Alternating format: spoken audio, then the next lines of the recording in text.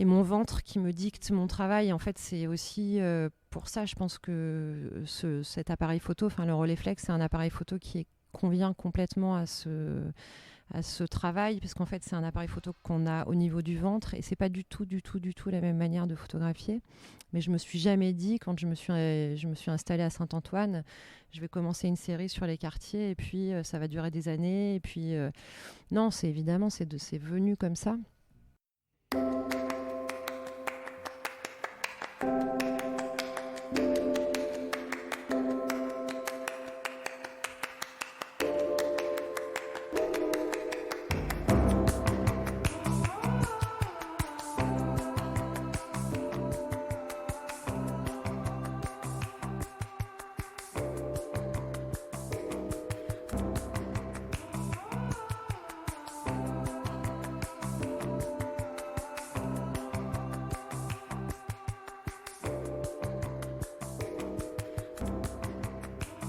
Alors Johan, on est à l'Alcazar aujourd'hui.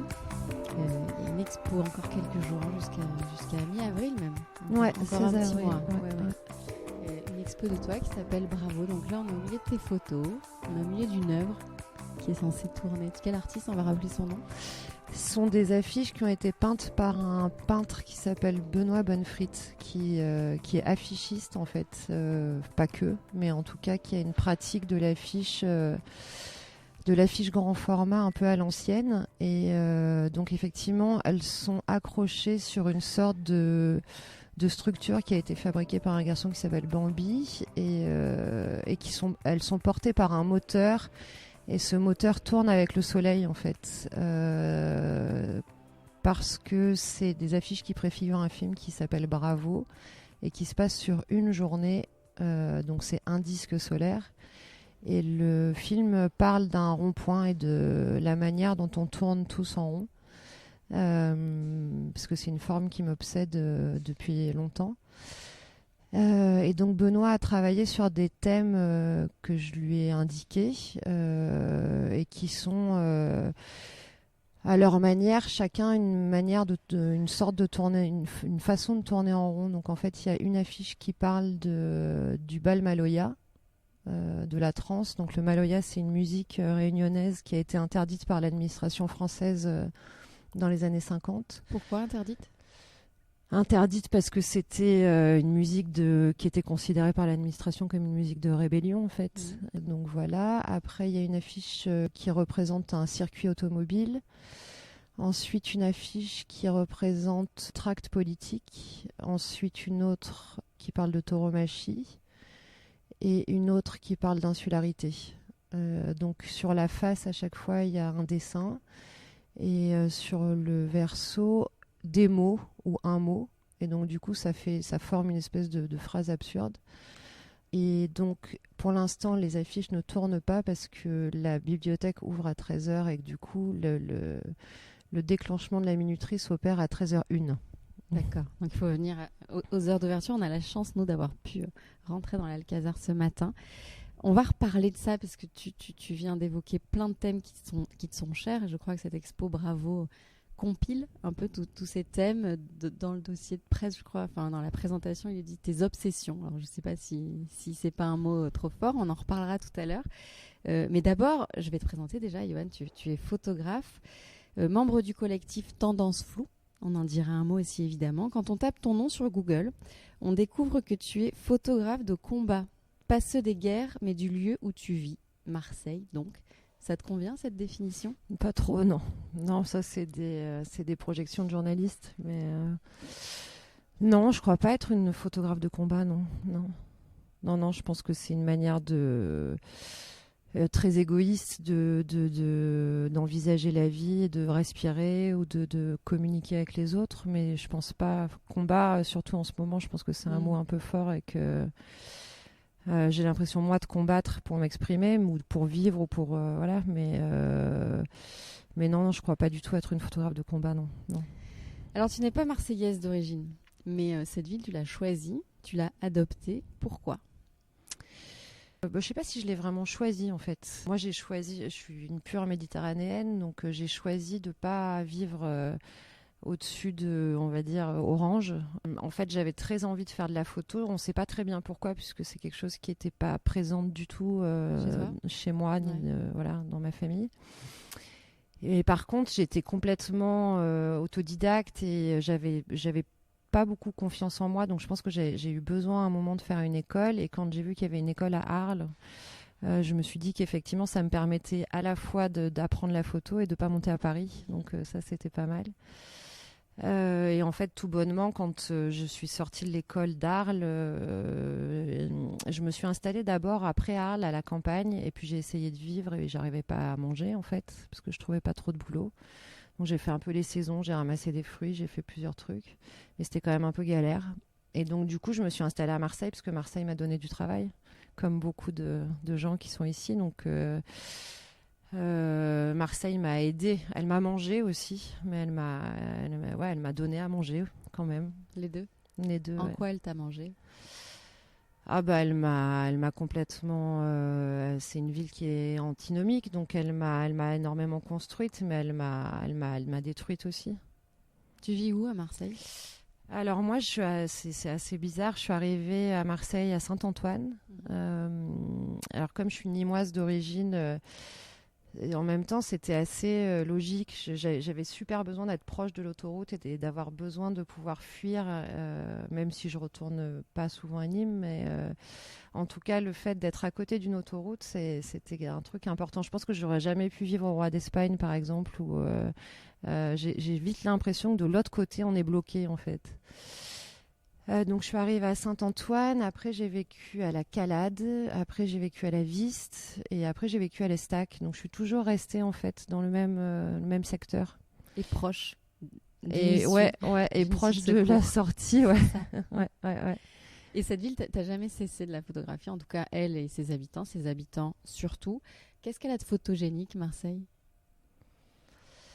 Les gens. En fait, c'est assez drôle parce que cette exposition, c'est une exposition qui regroupe un peu ce que j'ai fait ces 3 dernières années. Et en fait, les gens, les filles de la BMVR qui ont qui ont décidé de m'exposer, en fait, m'ont contacté d'abord par rapport à une série que j'ai faite pendant le confinement pour Libération, pour le journal, en noir et blanc, qui est une série que je trouve très dure et qui a été dure à faire, puisqu'en fait, c'est une série que le journal m'a commandée quand le lockdown est arrivé. Donc, du coup, Marseille était complètement vidée de ses habitants.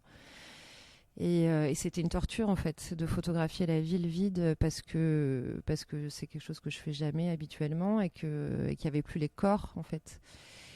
Et donc voilà, quand la médiathèque m'a demandé d'exposer cette série, j'ai trouvé que c'était super dur en fait de remettre les Marseillais dans cette période-là, en plus avec des images en noir et blanc et en plus sans personne. Donc c'est pour ça que je leur ai proposé de brasser différentes séries que j'ai faites pendant le confinement. Donc ce film, je l'ai écrit aussi pendant le confinement. La série sur Lille, c'est aussi une série qu'on a créée pendant le confinement. Et puis les images, les 4 premiers portraits d'Arlésiens, c'est des images que j'ai faites. C'est les dernières images que j'ai faites au Rolleiflex, vraiment au moment pareil, en mars 2019. Donc qu'est-ce qu'elle a de photogénique? Justement, je crois que j'ai photographié cette ville pendant longtemps, pendant 15 ans peut-être, quelque chose comme ça.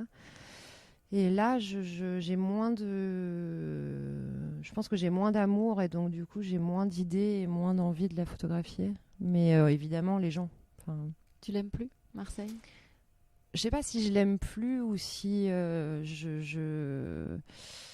elle m'incube moins. C'est-à-dire que elle prend moins soin de moi et je prends moins soin d'elle. Je pense que c'est un rapport un peu comme ça. Et en fait, finalement, c'est pas que je l'aime plus, c'est que je la reconnais plus, je pense, simplement.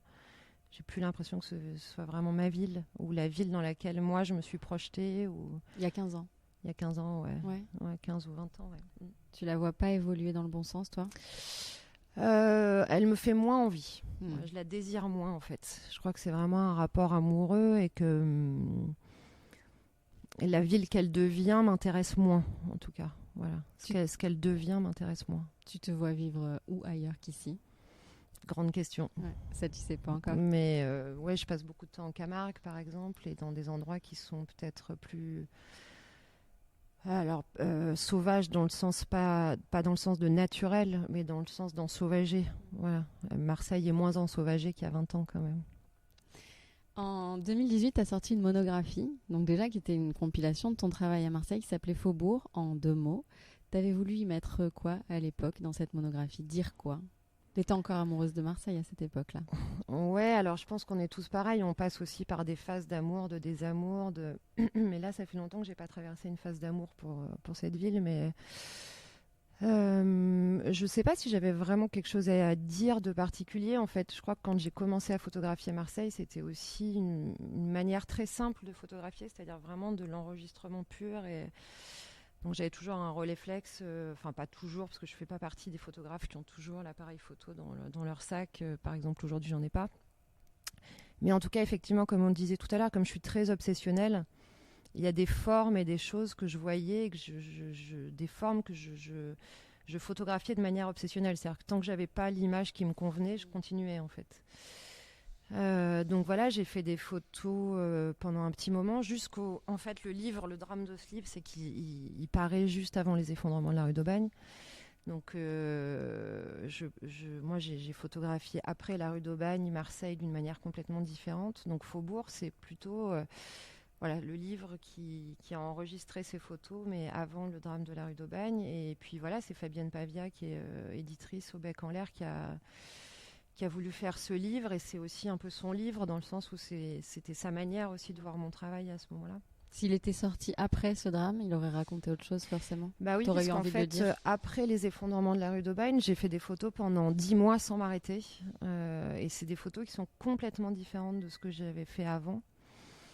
Où en fait, je me suis accordé des choses que je m'accordais pas avant, en fait. Une liberté que je m'accordais pas avant. Donc oui, les images qui sont arrivées après sont enfin pas opposées, mais elles sont très différentes. Elles sont complémentaires, je pense. Quelle liberté tu t'accordais La pas liberté avant? de pouvoir mentir, en fait, qui est une liberté super importante que je m'accordais beaucoup moins avant le drame de la rue d'Aubagne. C'est-à-dire que tout d'un coup, j'ai eu l'impression de vivre dans une ville qui mentait à ses habitants. Et donc, je me suis emparée de ce mensonge de Gaudin et d'accepter de se dire que effectivement, il n'y avait plus aucune objectivité, en fait. Et en fait, tout ce qui me passait par la tête, de manière super bizarre, j'ai accepté de le photographier. Et je pense que je l'aurais jamais fait comme ça avant.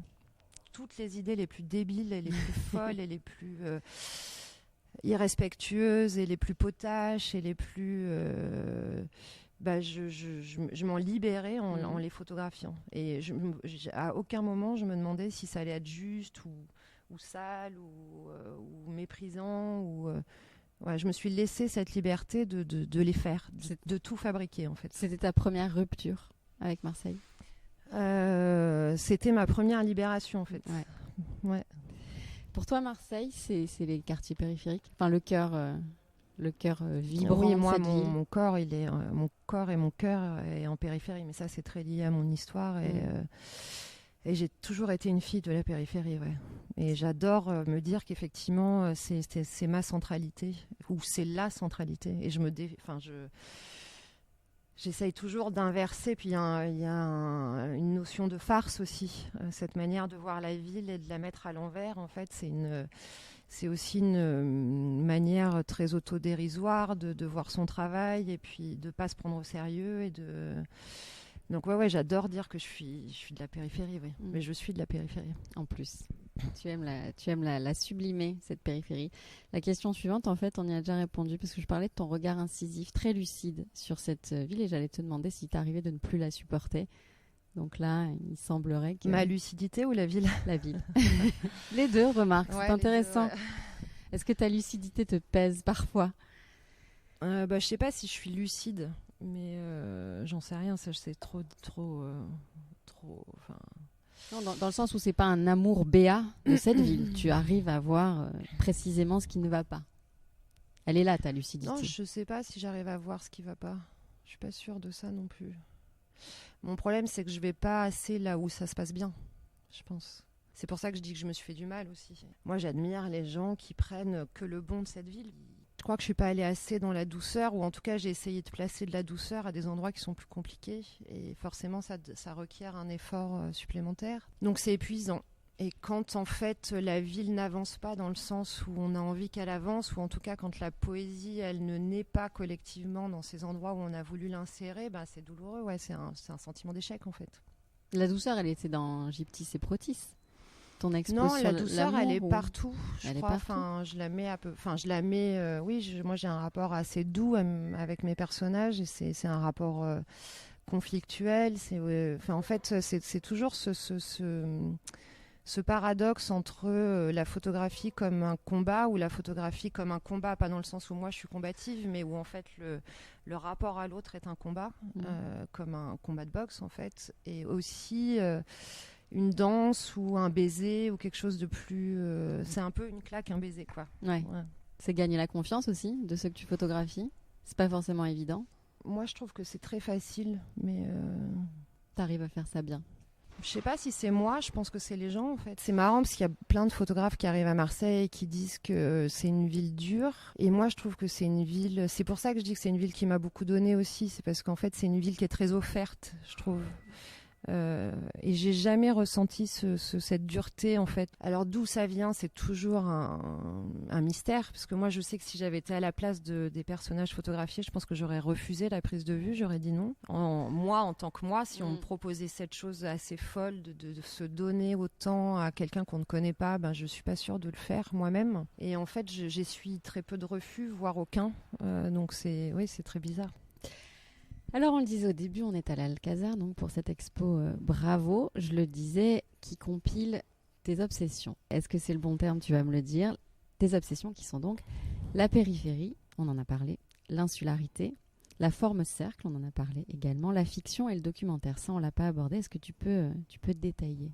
Oui, c'est ce que je disais tout à l'heure sur les photographies qui sont arrivées après les effondrements de la rue d'Aubagne, c'est-à-dire une série qui s'appelle Manger tes yeux, ici la ville, et après un fanzine qu'on a écrit qui s'appelle Virage. En fait, c'est accepter ce mensonge et incuber le mensonge. Alors le mensonge, c'est la fiction en fait. C'est la part fictionnelle aussi de cette ville et de ses personnages. C'est-à-dire qu'à un moment, avec certains jeunes que je photographie, on s'est mis à mettre en scène ensemble les images. C'est-à-dire d'induire leur part de fiction, la mienne et celle de la ville. Et c'était une espèce de trigonométrie. Alors c'est plus le cercle, mais j'adore aussi ce triangle dont la ville est vraiment un angle super important, un coin vraiment décisif. Et en fait, la ville ment, et nous, il faut, si on vit dans cette ville qui a décidé de nous mentir, qui est une ville qui est plus pour nous en fait et qui nous repousse. Si nous, on n'utilise pas les mêmes armes et qu'on n'accepte pas, nous aussi, de mentir comme elle le fait, on va se faire berner, en fait. Donc, c'est prendre les armes de la ville et avoir un peu le même type de réaction. Et je ne sais pas si j'ai répondu à ta question, mais en tout cas, voilà, c'est ce moment où moi, j'ai accepté finalement aussi de me dire que j'avais le droit de le faire, que j'avais le droit de mentir, qu'on avait le droit d'inventer une langue qui était la nôtre en fait. Pourquoi on aurait moins le droit que les élites ou que le pouvoir, et ça je l'ai moins fait, et puis en fait du coup je le fais de plus en plus, ou en tout cas ça m'amuse, mais pas parce que je suis méchante mais ce que j'aime, c'est aussi perdre le spectateur, pas pour le perdre, mais pour lui dire ou lui donner confiance en lui, et que lui aussi s'invente des choses en fait, et que ça devienne un peu ce quatrième coin du carré, enfin que le triangle se transforme en carré ou en cercle, et lui dire voilà, j'ai pas besoin de te donner une légende ou de te raconter une histoire super précise, toi tu peux te raconter l'histoire vraiment que tu as envie de... Enfin, j'adore la polysémie de l'image en fait, c'est un truc qui me fascine. Et en fait, au fur et à mesure des expos, quand ce travail a commencé à sortir de Marseille et à aller dans d'autres villes, je me suis rendu compte que certaines images racontaient pas du tout la même chose à un Lyonnais, à un Parisien et à un Marseillais en fait. Et j'ai essayé de récupérer aussi encore cette force des Marseillais, des jeunes Marseillais qui souvent ont l'impression qu'ils n'ont aucune culture de l'image. Et alors qu'en fait, ils sont capables de raconter des choses et de donner du sens qu'aucun Lyonnais, ou pas aucun Lyonnais, mais peu de Lyonnais par exemple, voient dans cette photo. Donc ça m'a beaucoup amusée. Donc de toute façon, les images mentent, ça c'est sûr. Tu travailles sur quoi en ce moment? Où est-ce qu'on peut Alors en ce moment, ton travail je travaille plutôt en banlieue parisienne. J'ai plein de projets. On est en train de fabriquer un bateau aussi pour remonter le Rhône, qui sera un peu une suite de mon travail sur l'île. fabriqué un bateau carrément. Ouais. Ah ouais. Ouais, on a posé une caravane sur une péniche. L'idée, c'est de fabriquer un bateau avec des... Nous, on est dans le delta du Rhône, donc en fait, on est un peu une sorte de dépotoir du fleuve et ça nous amuse de fabriquer des choses avec des choses qu'on glane ou qu'on nous donne. Donc en fait, on nous a donné une caravane, on nous a donné une péniche, on nous a donné un moteur. Donc déjà, on a assemblé ces 3 éléments un peu majeurs.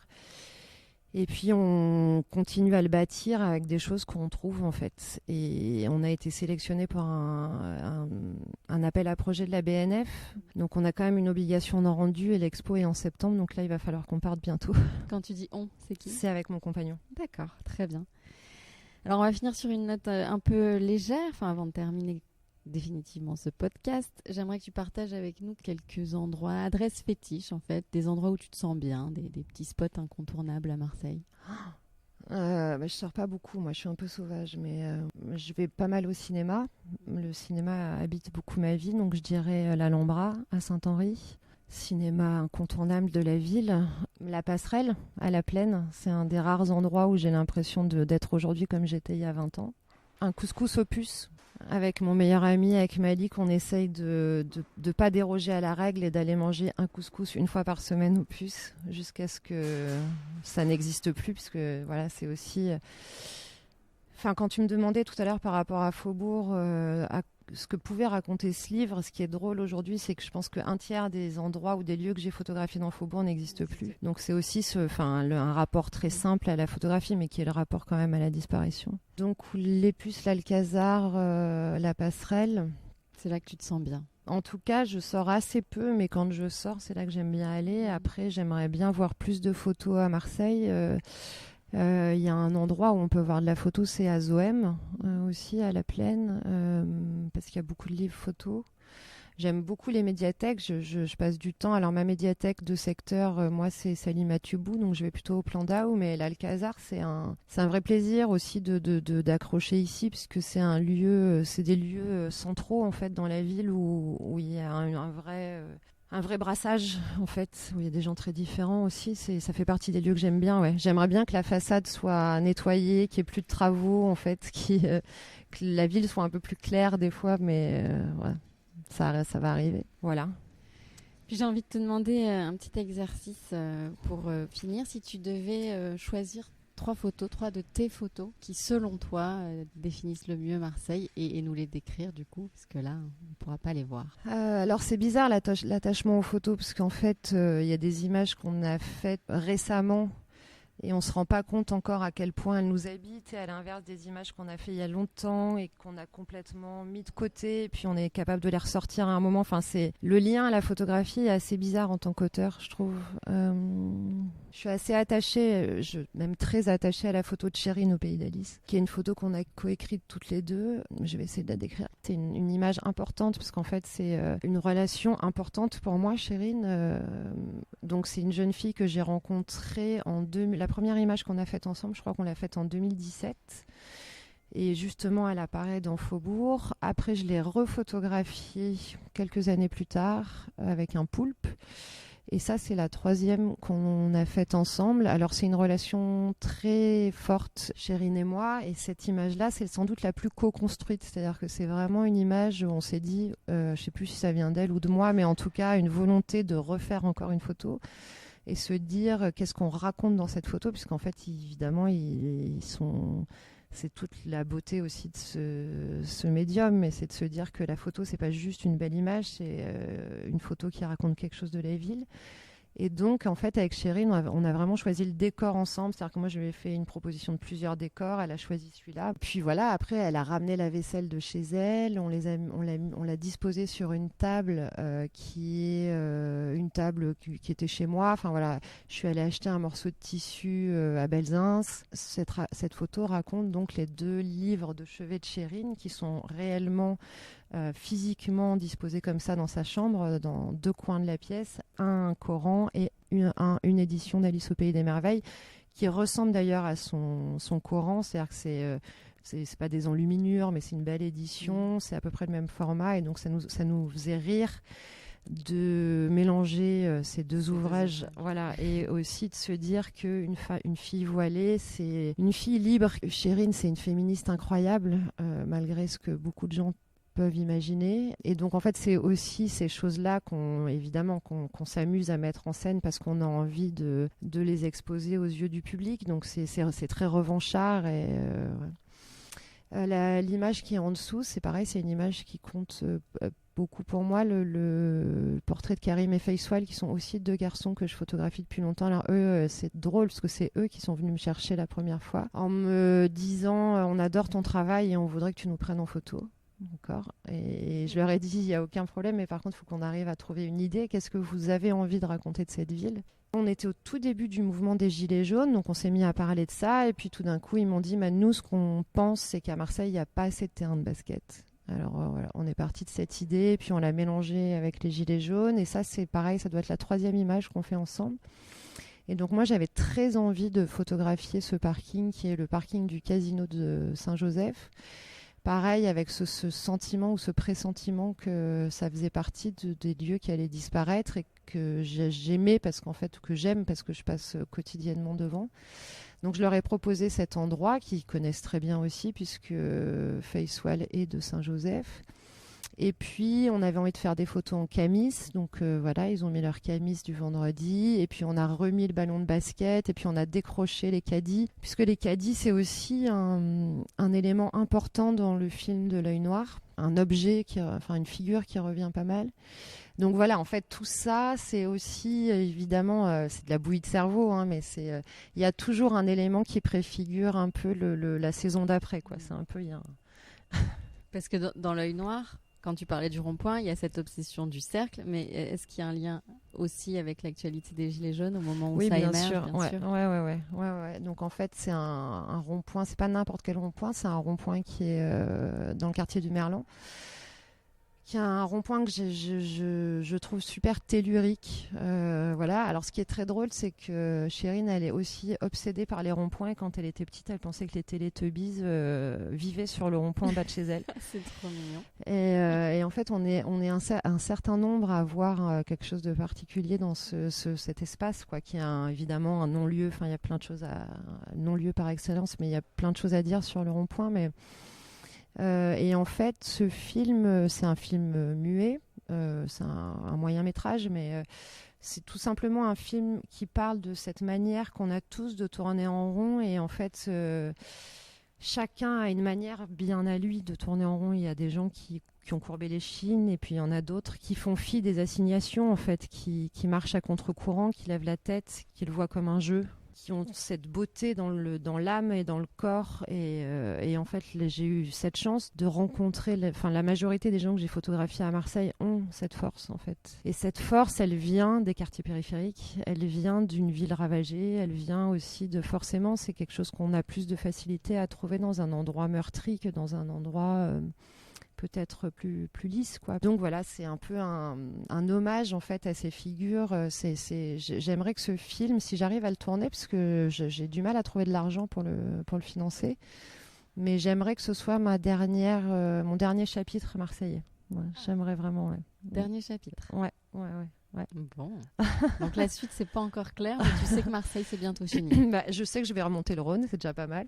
C'est déjà une belle aventure. Et puis après, je me fais pas tellement de soucis sur ni les idées, ni tout ce qui va se présenter, parce que la vie est quand même... c'est en ça qu'elle est magique, mais...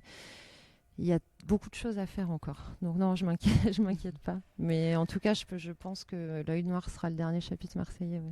D'accord. Pas de troisième photo? Ah oui, une troisième photo. Une troisième? C'est pas obligatoire, hein, on a dit tellement de choses. Non, mais peut-être une photo de Lille. Ouais. Lille, ça a été aussi... Donc effectivement, il y a ce truc beaucoup plus dystopique et encore moins près de la réalité que mon travail marseillais. C'est... Le confinement, enfin le Covid nous a permis ça, en tout cas, je pense à nous tous, hein, c'est-à-dire de se projeter dans un monde intérieur ou un monde imaginaire parce qu'on avait besoin de sortir de celui qu'on vivait au quotidien. Et moi, je pense que aussi, il m'a permis de photographier, d'assumer le fait d'être une femme et de photographier le corps d'un homme. Et puis, parce que c'était comme ça, parce que j'avais que mon homme et ma fille à côté de moi, donc du coup, comme je photographie les gens, j'ai pris les gens qui avaient autour de moi, je les ai utilisés. Et donc, du coup, ouais, c'est rigolo parce qu'il y a pas mal de gens. Donc, mon prénom fait que il y a une ambivalence. Les gens savent jamais trop si je suis une fille ou un garçon, mais les gens me disent souvent qu'il y a quelque chose de très viriliste dans mon travail sur Marseille. C'est assez drôle.